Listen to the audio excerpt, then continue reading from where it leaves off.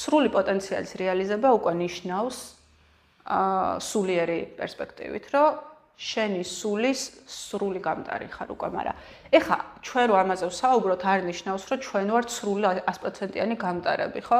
აქ არის რაღაცა პროცენტულობით ხდება შენ რომ აი ეს სხეულები გაზარდა ვიბრაციაში, გახდეს შენი სულის გამტარი, არ ვიცი, 2%-ით, უკვე ძალიან მაგარი არის 2%-ით, რომ გამტარი ხარ.